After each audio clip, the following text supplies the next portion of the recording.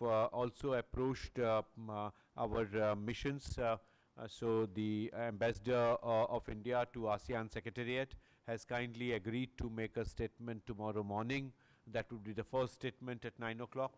So 9 to 9:30 we have this special address, and then we finish at 11:30. We would encourage those of you who would like to travel to the earlier university, the former Nalanda University. We have also arranged some visit to the campus. So as per your time, kindly choose any option, and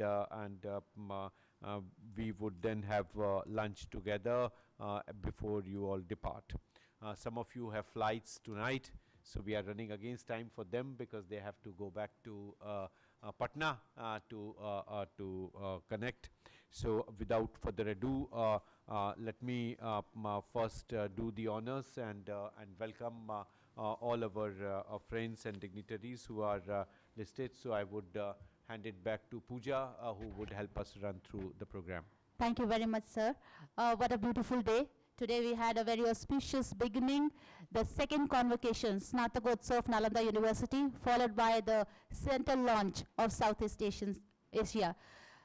We are very, very honored to have for the special address Shri Periasamy Kumaran, Secretary East, MAE. And before I request him for his special address, we will proceed with the center launch. Sir, there is a button at your finger. And with this, everybody will witness the launch of the center.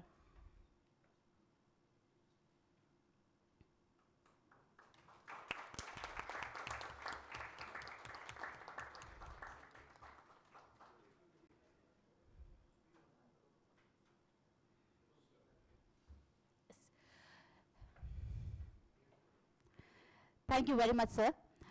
Now I request sir to please deliver the special address. Please, a big round of applause for Shri Periasamy Kumaran, Secretary East, MAE, GOI. Thank you very much. Vice Chancellor of Nalanda University, Professor Sachin Chaturvedi ji, Vice Chancellor of JNU, Professor Shantisri Dhulipuri Pandit ji, Excellencies, Heads of Mission, diplomats from partner nations, distinguished scholars, faculty, panelists, students. Good evening and namaskar. It's a pleasure and privilege for me to be here for the inauguration of the Center for Southeast Asian Studies at Nalanda University. Earlier today, the gracious presence of Honorable Rashtrapati ji, presiding over the second convocation of Nalanda University, marked a significant moment in Nalanda University's revival story. I would like to dwell briefly on the context that led to this moment and what this center means for India's engagement with Southeast Asia and what we expect it to deliver. At the 22nd ASEAN-India Summit held in Kuala Lumpur in October 2025, Honorable Prime Minister Shri Narendra Modi announced that we will establish a center for Southeast Asian studies at Nalanda University. Today is the fulfillment of that announcement, a moment that not only makes us proud, but also instills in us the hope for a future of deeper and meaningful collaboration with our partner countries. India and ASEAN together represent nearly 1/4 of the world's population. We share geography, deep historical ties, common values, and an increasing synergy in contemporary interests. ASEAN remains a cornerstone of India's Act East policy and our engagement in the Indo-Pacific. India has consistently supported ASEAN centrality and the ASEAN outlook on the Indo-Pacific. Prime Minister Modi has participated in 12 ASEAN-India summits, among the highest for any global leader engaging with ASEAN collectively. That record of engagement is in itself a statement of the primacy India accords to this region in our foreign policy. At the summit in Kuala Lumpur, the Prime Minister said, and I quote, "The 21st century is our century, the century of India and ASEAN. The establishment of CSEAS flows directly from that conviction. Engagement without understanding is bound to be ephemeral. To sustain a partnership of this scope for the decades ahead, you need institutions that produce deep knowledge of the region, train a new generation of specialists, and feed that knowledge back into the practice of diplomacy and policy. That is precisely what this center must become. Let me briefly outline the current breadth of the India-ASEAN relationship, because it establishes the strategic context within which CCAS will operate.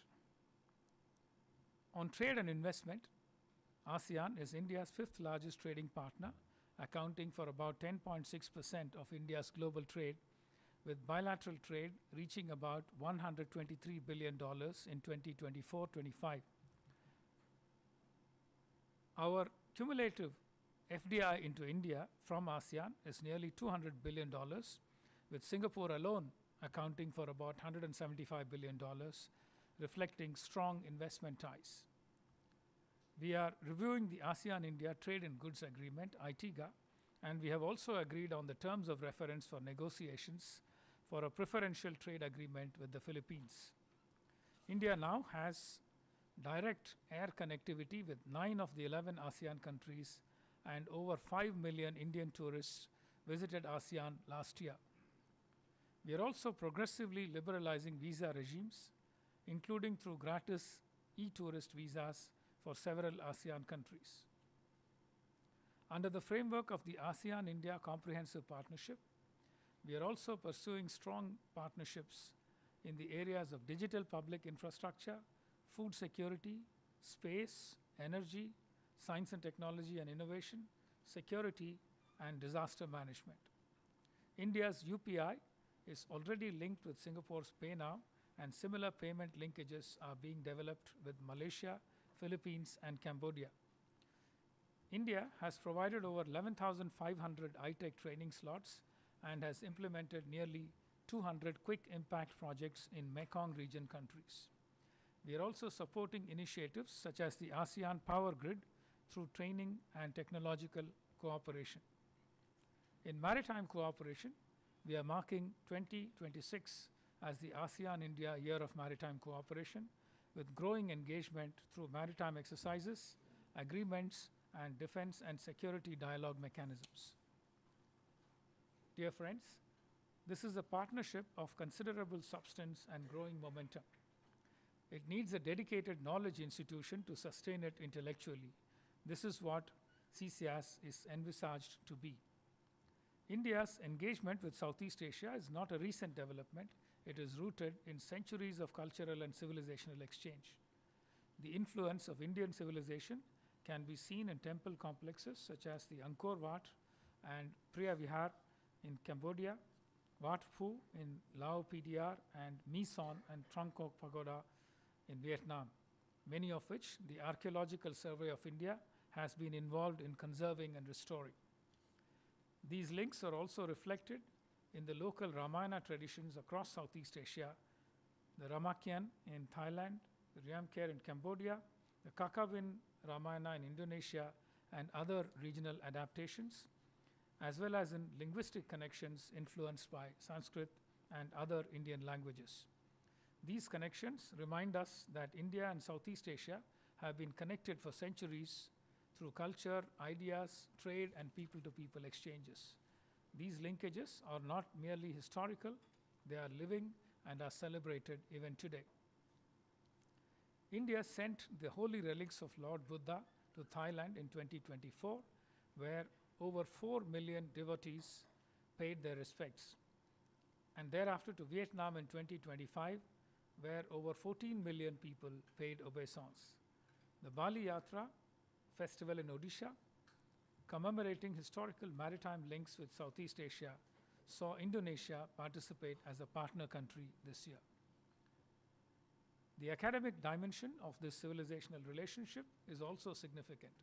An ICCR Chair of Sanskrit and Buddhist Studies has been operational in Phnom Penh since 2010, An ASEAN-India Center was established at RIS New Delhi in 2013. An Ayurveda chair was established in Kuala Lumpur in 2024, and a chair on Thiruvalluvar studies was established at University Malaya in 2025.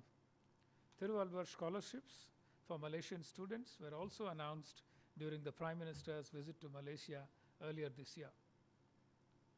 Friends, Nalanda University is a historically resonant setting for this center.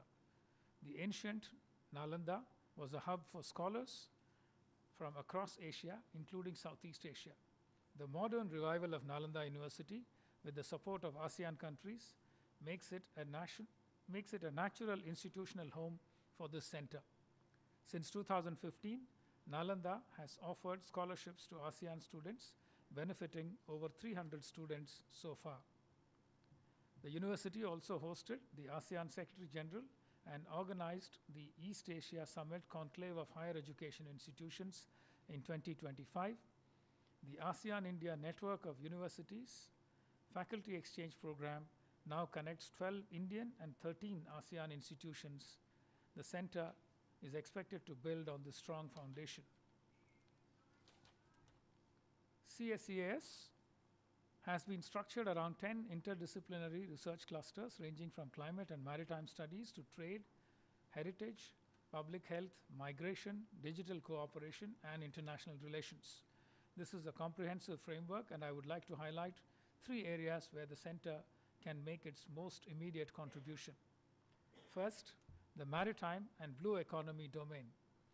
The Prime Minister's Mahasagar vision, announced in 2025, expands the Sagar doctrine to the wider global south and emphasizes the Indian Ocean and Bay of Bengal as regions of shared prosperity. The CCS Maritime Futures Lab can contribute through research on maritime history, trade routes, blue economy governance, and Indo-Pacific cooperation. Several conferences and maritime initiatives are planned this year, and the center can contribute its own bit as an active academic partner in these efforts. Second, language. India lacks sufficient expertise in Southeast Asian languages such as Thai, Vietnamese, Bahasa Indonesia, etc., spoken by over 670 million people in our strategic neighborhood. The center must treat language as a foundational priority by establishing a dedicated Southeast Asian languages program supported by field-based research and regional engagement. At the same time, scholars from Southeast Asia should also have access to Indian languages, including Sanskrit, Pali, and Tamil at Nalanda. This linguistic bridge can be one of the center's most meaningful contributions. Third, policy scholarship integration. The center should function as an intellectual partner to the ASEAN-India Comprehensive Strategic Partnership Plan of Action for 2026 to 2030, translating diplomatic priorities into research and feeding scholarship back into policy making. CCS has a clear mandate, a strong institutional framework, and a setting of deep civilizational resonance. The center is well positioned to serve as an important bridge between India and Southeast Asia by strengthening academic research, supporting policy engagement, and deepening cultural and civilizational ties. On behalf of the Ministry of External Affairs, I want to reaffirm that the Government of India stands fully behind this center. I congratulate Professor Sachin Chaturvedi and the entire Nalanda University team. I congratulate the heads of mission present here this evening. I also congratulate the scholars, the students, and the faculty who will make this center a living institution. Thank you very much. Thank you very much, Honorable Sir, for a very profound and a very comprehensive insight that you have given to us, highlighting where we have already collaborated with Southeast Asia in across disciplines like language, philosophy, history, and archaeology. Your words today are going to be the guiding light as we strengthen the intellectual, historical, and civilizational ties with Southeast Asia. Thank you once again for your remarkable words. Now we move forward, and I request His Excellency Carlito Nunes, Ambassador, Embassy of Democratic Republic of Timor-Leste, New Delhi, to kindly deliver the special address. Thank you. Professor Sachin, Honorable Vice Chancellor, Nalanda University, Excellency Secretary East, MEA, Sri Kumaran, colleagues, head of mission, representatives from ASEAN countries, professors, scholars, distinguished ladies and gentlemen, namaste, very good afternoon. It is a great honor for me to be invited the inauguration of the Center for Southeast Asian Study, CCS, at National University, Nalanda University. I sincerely thank the university for this kind invitation and warm hospitality here in Rajgir. The establishment of for the Center for the Southeast Asian Studies is a significant initiative that further strengthening the ASEAN and India partnership. It will serve a vital platform for academic exchange, policy dialogue, and research collaboration between India and the countries of Southeast Asia. By bringing together scholars, policymakers, and young minds, the Center will foster greater mutual understanding, encourage the sharing of ideas, and generate innovative approaches to addressing shared regional challenges. Through this, it will contribute meaningfully to a more connected, cooperative, and forward-looking India-ASEAN partnership. Excellencies, from the perspective of Timor-Leste, this platform also offers an important opportunity to reflect our development journey, regional integration efforts, and expanding international partnership. As a young nation, Timor-Leste continues to focus on strengthening institutions, investing in a human capital, and advancing sustainable development. Our growing engagement with regional and global partners reflects our commitment to inclusive progress and cooperation. I believe that such forums provides valuable space and share experiences, learn from others, and contribute meaningfully to regional dialogue and collaboration. Distinguished ladies and gentlemen, I would also like to highlight that the two professors from Timor-Leste, Dr. Fernando and also Felipe Mendes, who came here, attend a short course.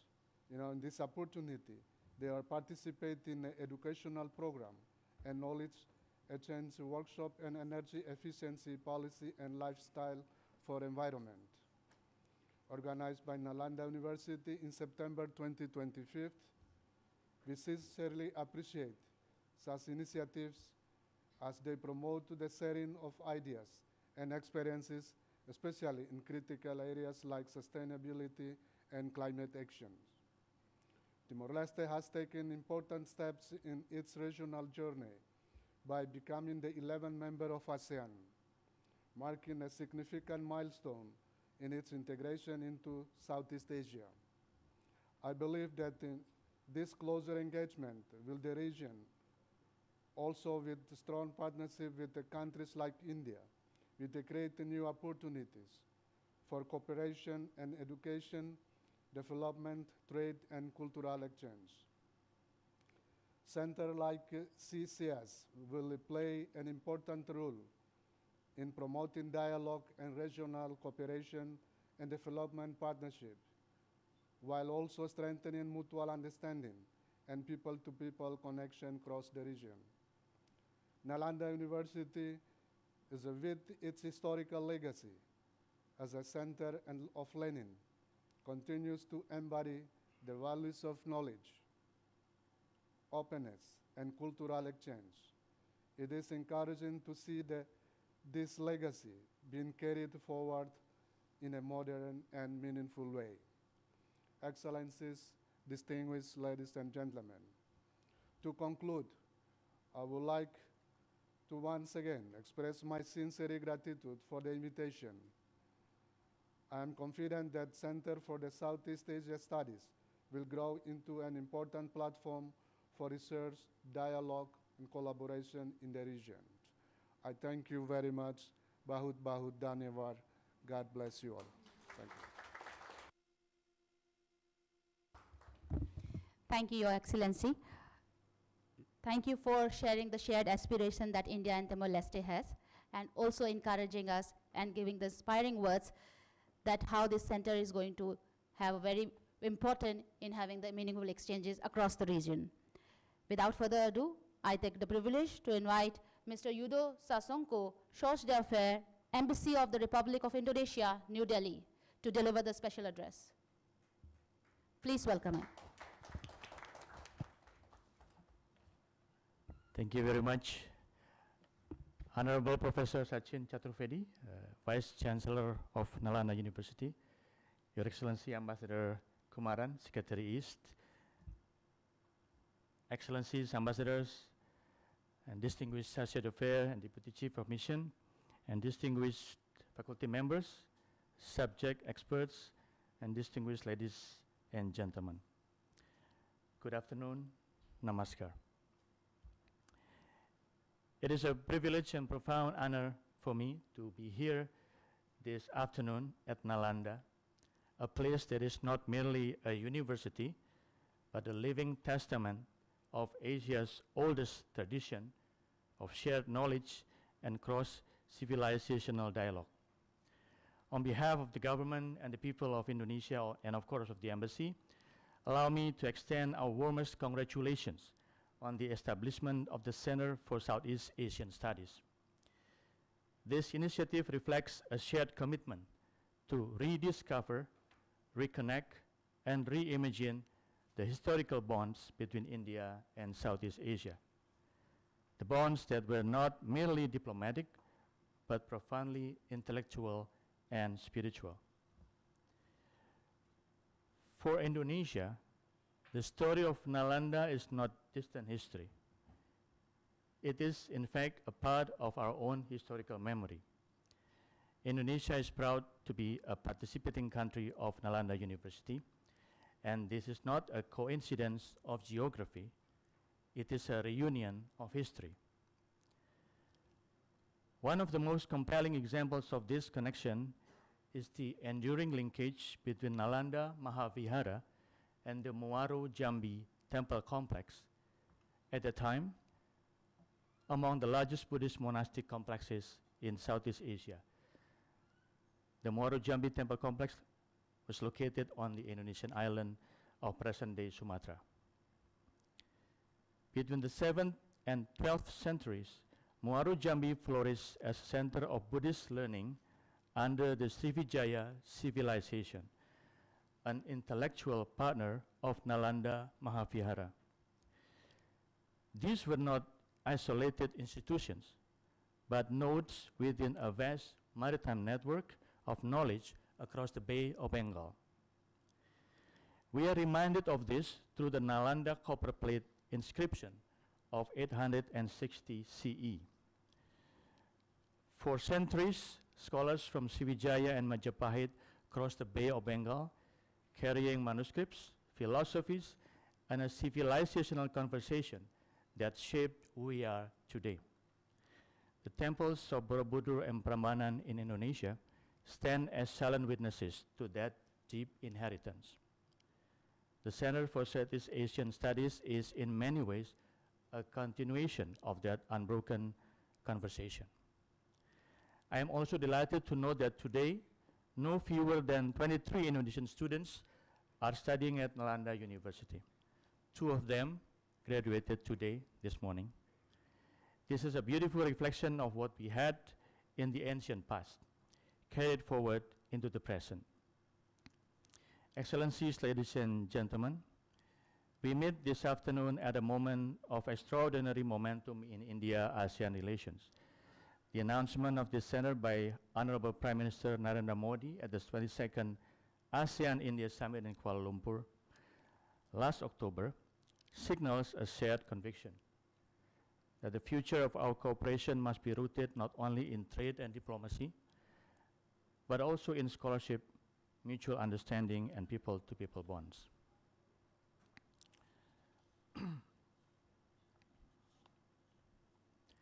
This initiative comes at a particularly consequential moment. The Indo-Pacific is undergoing a profound transformation. In this evolving landscape, the need for deeper intellectual engagement, policy coordination, and institution connectivity between Southeast Asia and India has never been more pressing. Indonesia views the center not merely as an academic or cultural platform, but as a strategic asset and a vital intellectual infrastructure for the partnership's ambitions. But to translate this ambition into durable outcomes, we need institutions that think, research, and educate. And Nalanda University, and now CSEAS, is precisely that institution. Indonesia looks forward to contributing to this center in concrete ways. We see immense potential for collaboration in at least 3 areas. First, in historical and cultural studies, Indonesian and Indian scholars work together to document, digitize, and interpret the shared civilizational heritage that connects our peoples, from Sanskrit inscriptions in Java to the legacy of Buddhist pilgrimage networks. Second, in policy research, Indonesia welcomes CSEAS as a platform where academics and policymakers can co-develop evidence-based frameworks for the ASEAN-India Comprehensive Strategic Partnership 2026-2030, particularly on digital trade, green economy, blue economy, and supply chain resilience. And third, in academic exchange, we are committed to facilitating engagement between Indonesian scholars and students and Nalanda University. And we warmly invite Nalanda to establish partnerships with leading Indonesian universities and the recently revitalized Sriwijaya Study Centers in Sumatra.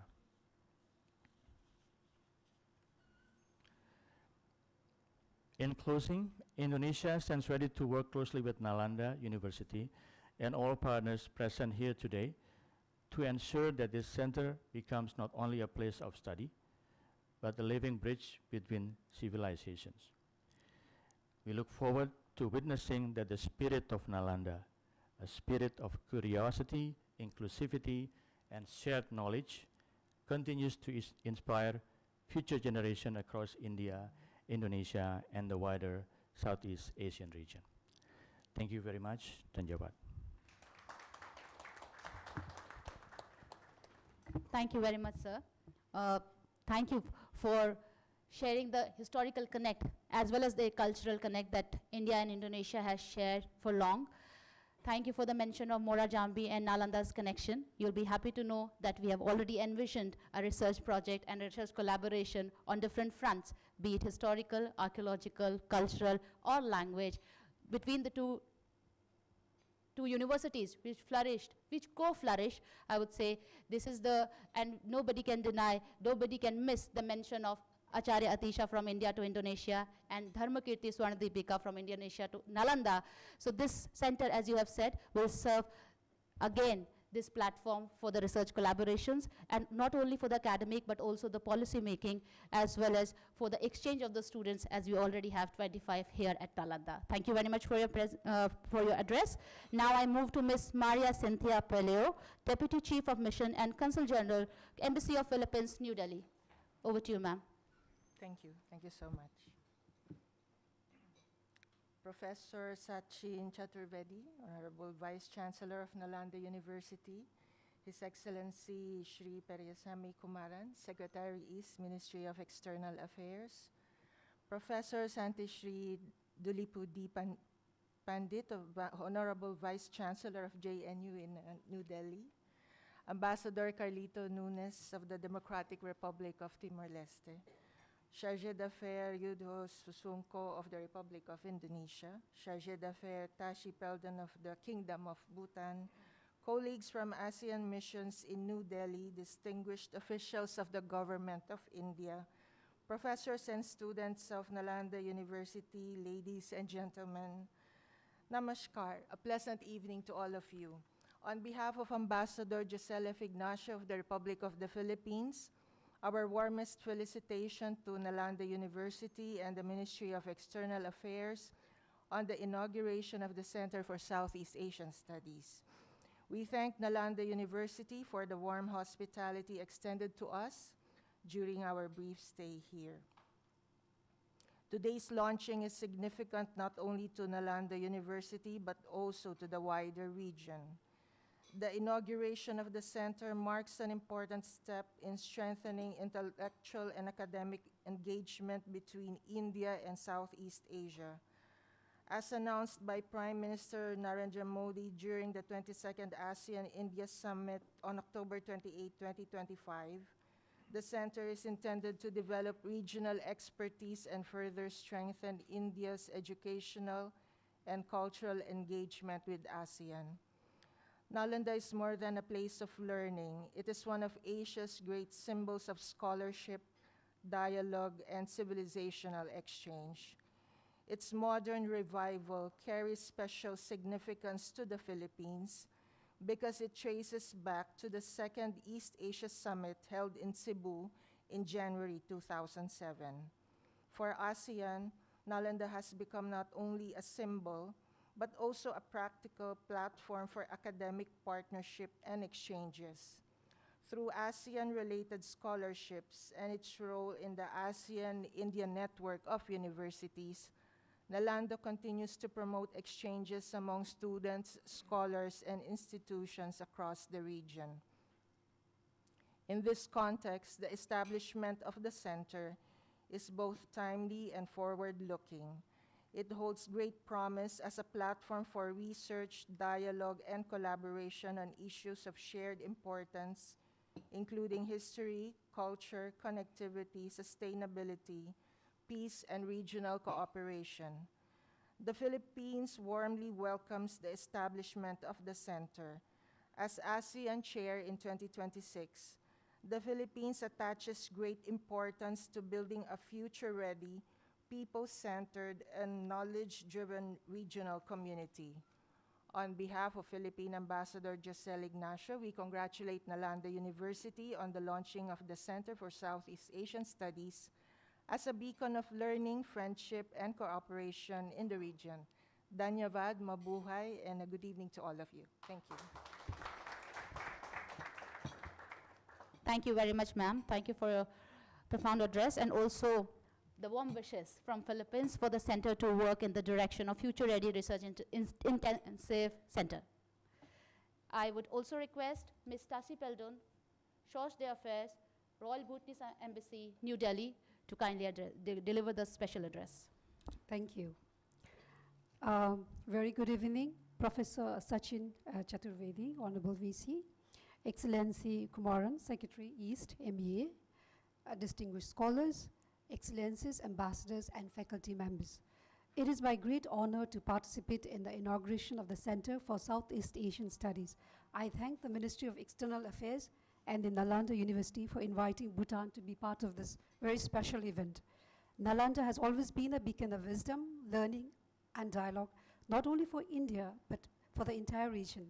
In the 8th century, Guru Padmasambhava, also known as Guru Rinpoche in Bhutan, played a pivotal role in introducing Buddhism to Bhutan. Since that time, a profound cultural and spiritual bond has connected our two countries, a bond rooted in shared values, knowledge, and faith, which continues to flourish to this day. Nalanda also reminds us of the legacy of the great torchbearers of its tradition of Nalanda, embodied in Nagarjuna, Naropa, Dharmapala, Padmasambhava, Atisha Dipankara, and many others whose intellectual rigor, spiritual dedication, tireless pursuit for knowledge shaped his enduring greatness over the centuries.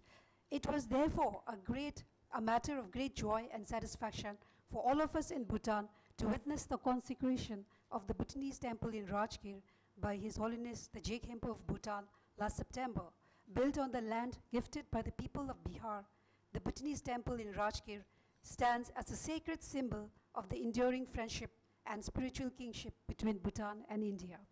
As my Prime Minister said during his visit to this very center last September, Bhutan deeply values the spirit of Nalanda, which is not just a university of the past, but a timeless beacon of peace, unity, and spirituality that continues to inspire the world.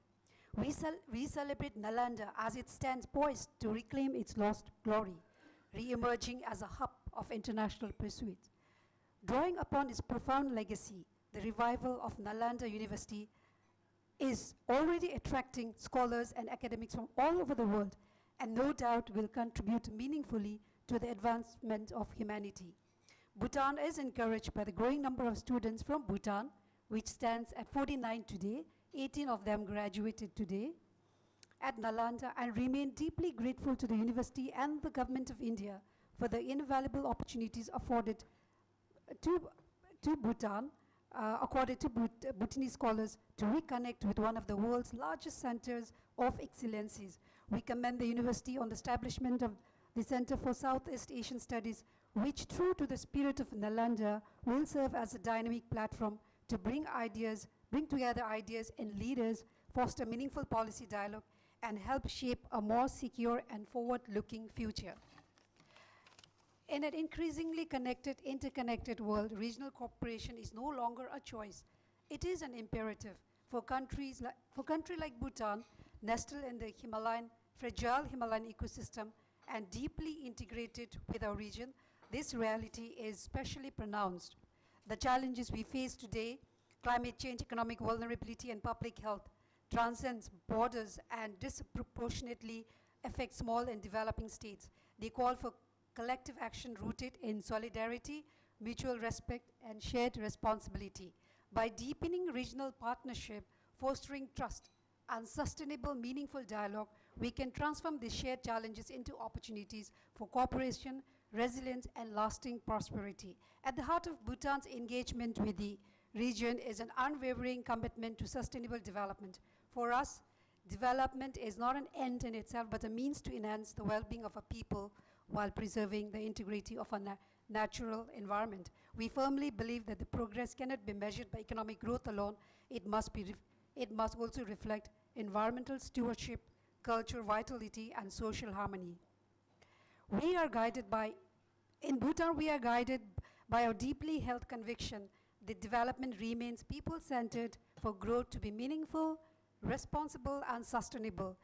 And we believe that by learning from each other, from one another, respecting our unique context, and working together in a spirit of partnership, we can build a region that is not only more prosperous, but also more compassionate, balanced, and sustainable. In this context, it is heartening to note the commitment of the Center for Southeast Asian Studies through strengthening academic and policy engagement between India and Southeast Asia. We are confident that the center will provide a valuable platform and opportunity to deepen dialogue, exchange perspectives, and foster meaningful collaboration across the region in pursuit of our shared aspirations. Thank you, and Tashi Deleg. Thank you very much, Ms. Tashi Peltonla, and thank you for highlighting all the historical ties and as well as the travel of the Nalanda Masters to Bhutan, and where we have the deep intellectual as well as the cultural collaboration with Bhutan already.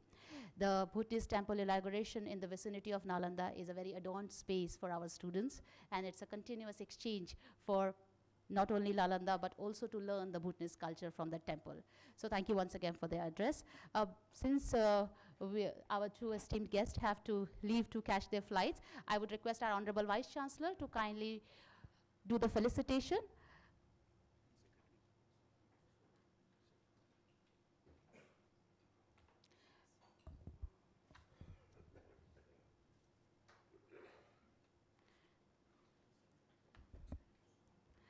First, His Excellency Mr. Yudo Sansko, Social Affairs Embassy of the Republic of Indonesia.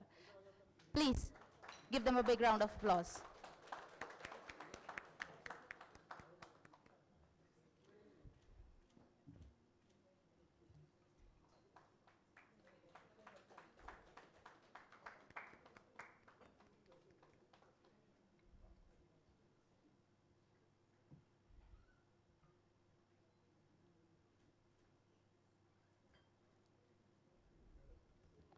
Next, I request to our Honorable Vice Chancellor to felicitate Ms. Maria Cynthia Pello, Deputy Chief of Mission and Consul General, Embassy of Philippines, New Delhi.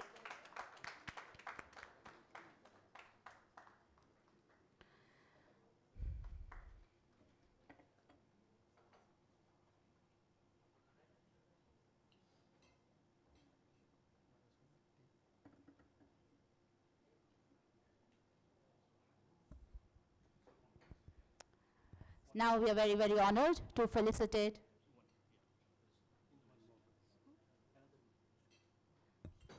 esteemed guests from Indonesia.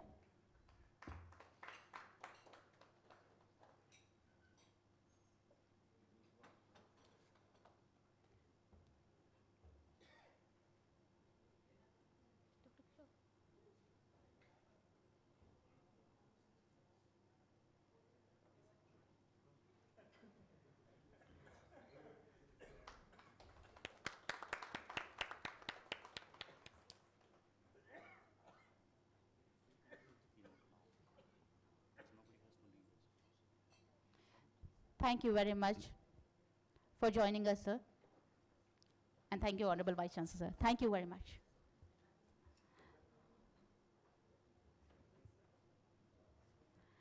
As we move forward, I'm very honored to request Professor Santisri Dulipudi Pandit, Honorable Vice Chancellor, Jawaharlal Nehru University, New Delhi, to deliver the keynote address. सबको मेरा नमस्कार. Good evening to all of you. எல்லாருக்கும் மாலை வணக்கம். Let me at the outset congratulate the Ministry of External Affairs, the Vice Chancellor and his team of Nalanda University on this excellent initiative of starting the Center for Southeast Asian Studies and ASEAN, which was announced at the 22nd ASEAN-India Summit by our Honorable Prime Minister Modi in Kuala Lumpur in 2025, which illustrates such careful efforts to bring diverse groups and cultivate academic, cultural, and a civilizational as well as a digital dialogue. The core challenge would be from moving from symbolism to substance, reviving rigorous inquiry, interdisciplinarity, and policy-relevant scholarship. The civilizational links between India and Southeast Asia are not products of contemporary strategic constructs like Act East or the Indo-Pacific. They are historically embedded, organic and multi-dimensional interactions spanning over 2 millennia. I'm very happy that Nalanda has been chosen as the model because it was the hub and spoke model, where scholars like Nagarjuna, Atisa, and Dharmapala transmitted knowledge, Nyaya, medicine, metallurgy, across the maritime Silk Route. And this is very important because this brought in what represents the Prime Minister's dream of Vikasit Bharat, of being a knowledge power. The intellectual connectivity, integration of knowledge, trade, and pilgrimage networks beyond political boundaries. And here I would look that the connections operated within a mandala system, a distinctly Asian political framework characterized by fluid sovereignty, overlapping authority, and ritual legitimacy, rather than fixed territorial boundaries associated with the Westphalian model. The nature of engagement was non-coercive and processual, shaped by interaction, adaptation, and localization, rather than imperial conquest or forced cultural imposition. The concept of Bharatiyata or Indianization, as articulated by George Coates, must be understood as selective appropriation by the East Asian polities, not passive reception. Local elites actively chose, reshaped, and legitimized Bharatiya ideas. Civilizational dialogue was both ways, rather, I would say, symbiotic rather than hierarchical. And East Asia or Indo-Pacific was not a passive periphery, but an active co-creator of shared cultural and political forms. The mutuality produced shared civilizational sphere where legitimacy, knowledge, and culture circulated dynamically, often reshaping their point of origin. Maritime networks and political economy of the trading state. The Bay of Bengal functioned as the connective maritime corridor, enabling dense and sustained flows of commerce, culture, and ideas, effectively acting as a civilizational bridge rather than a geographical barrier. India's engagement with East Asia was underpinned by robust maritime capabilities and commercial dynamism reflected in the activities of powerful merchant guilds such as Ayawol and Manigramam, which established permanent diasporic settlements across the region.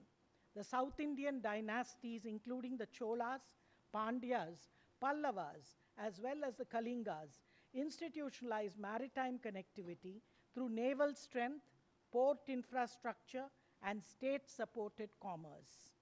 The 1025 CE expedition of Rajendra Chola I against the Srivijaya was not a territorial expansionism, but strategic intervention to secure freedom of navigation and protect trade routes, underscoring an early articulation of maritime security, which is very much relevant today with the Hormuz.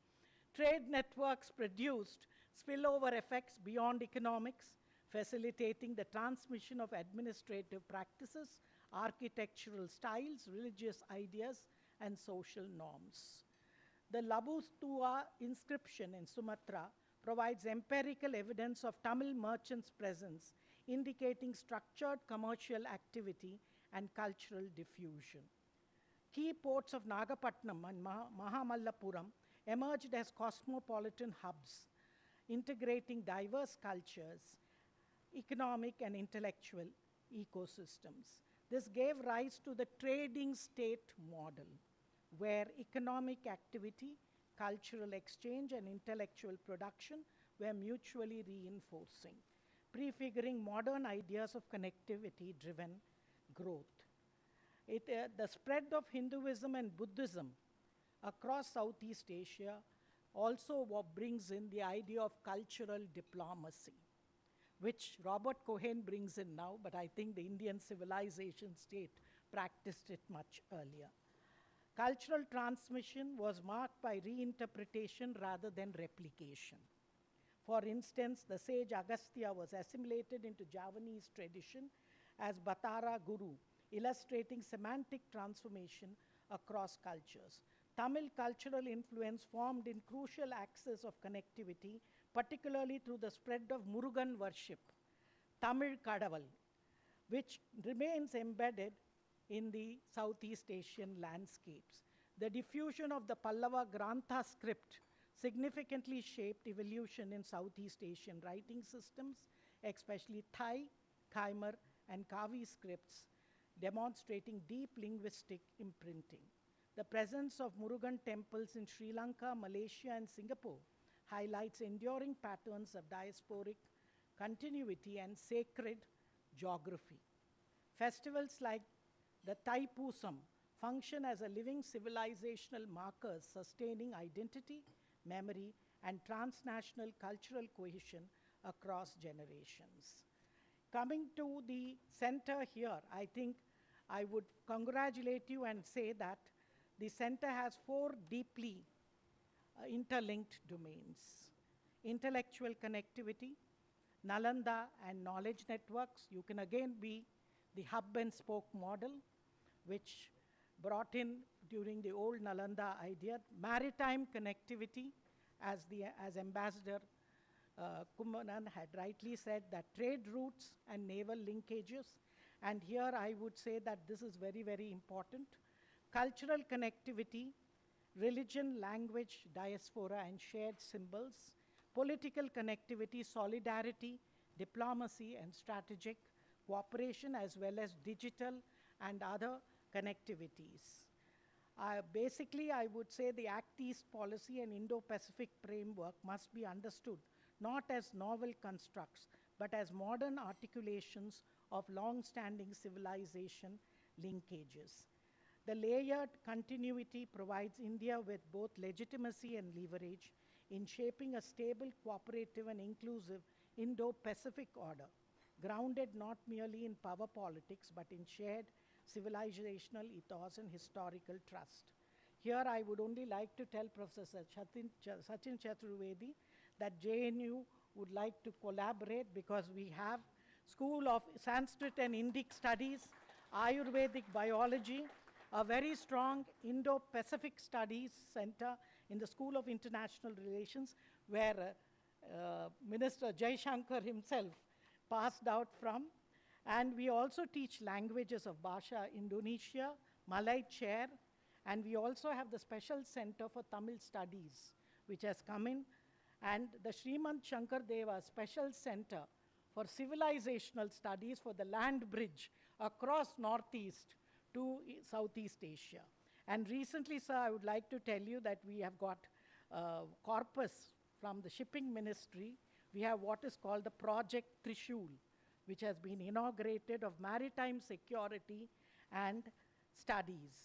We have already got the Chhatrapati Shivaji Maharaj chair from the Maharashtra government of 10 crores for Western Indian coast and border security of this coast. The Rajendra Chola for Bay of Bengal and Southeast Asia, and Lachit Borphukan, hydrostrategic architecture of internal river connectivity. So from the Shipping Ministry also, we have got 10 crores. We are trying to get it also for Rajendra Chola. So we hope this has already started work, and we would surely like to collaborate with you, because I think in clusters within us, we should not only cooperate with Southeast Asia, but India, internally, within India, we should. And recently, sir, we have got a Thiruvalluvar statue put up in JNU. And so I would say that we are following the MEA very closely without they knowing it.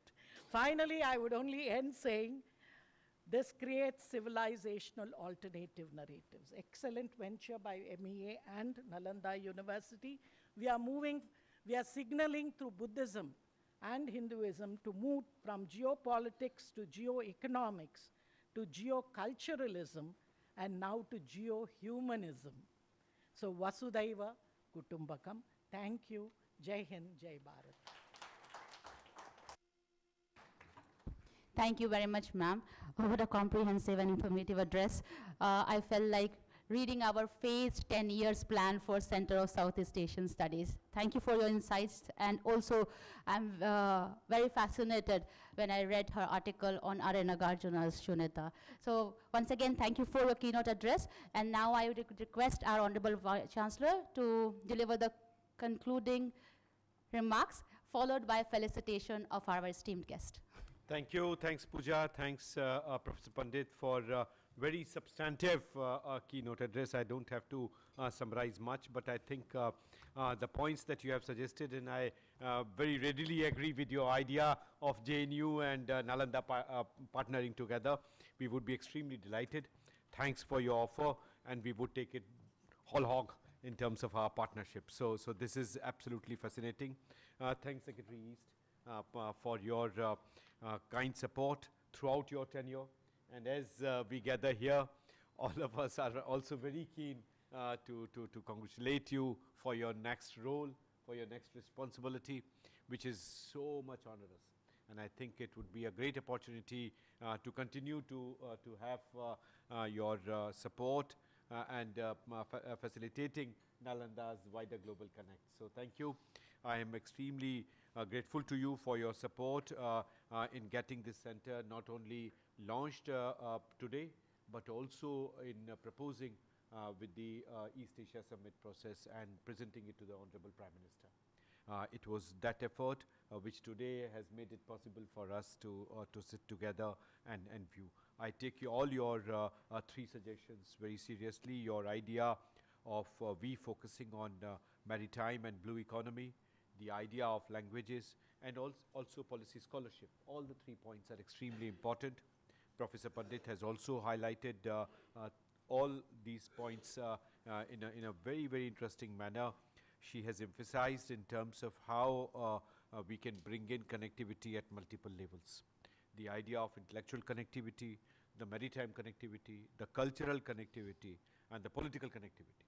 All are extremely important with Act East and IPOI. And I think that gives us the scope, the remit, and also the scope for partnership.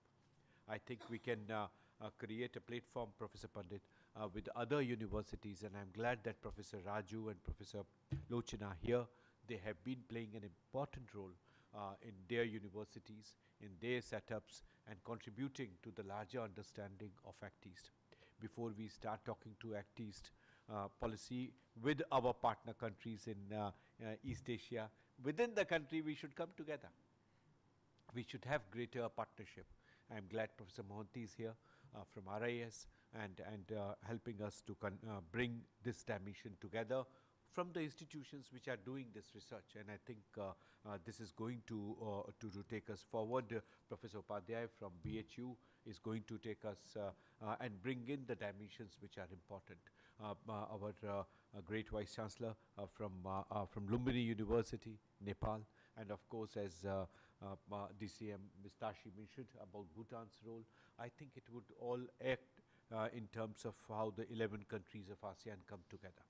I think we are looking forward for the statement tomorrow morning at 9 o'clock by our ambassador to ASEAN, and then we would have the two very substantive sessions to begin our work. So I don't have to take it further. I stop here for your attention and the day-long spending that we have done together. Thank you. Thanks for your attention. Thank you very much, sir. Now I would request, this is the time to show our gratitude to all the supporting and inspiring hands for the launch of this center. And to do the honor, I would request our Honorable Vice Chancellor to kindly facilitate. Secretary East, Ministry of External Affairs, Shri Kumaran.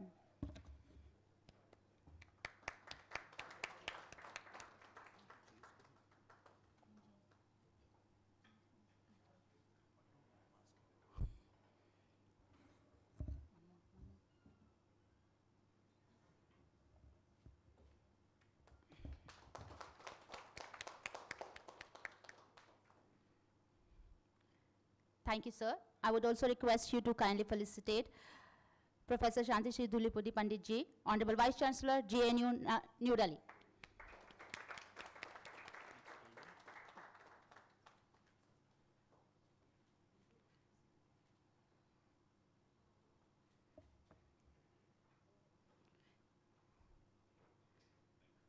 Sir, I would also request you to felicitate Ms. Tashi Beldon, Charge d'Affaires, Royal Bhutanese Embassy, New Delhi.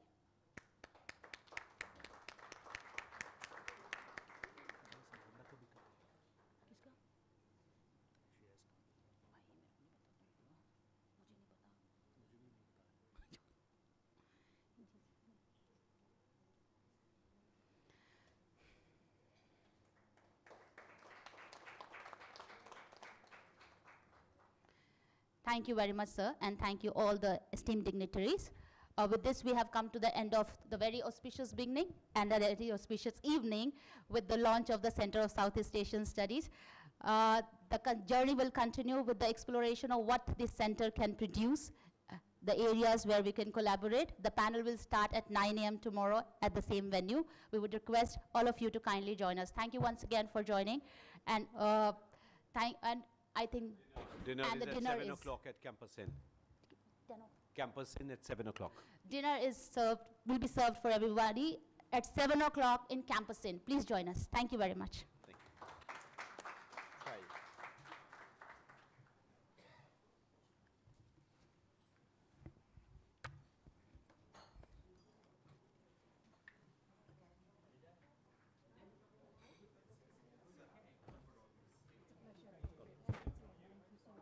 यहाँ नीचे ले Pooja, group photo for everybody with secretary at Sushma Swaraj. Okay, attention please.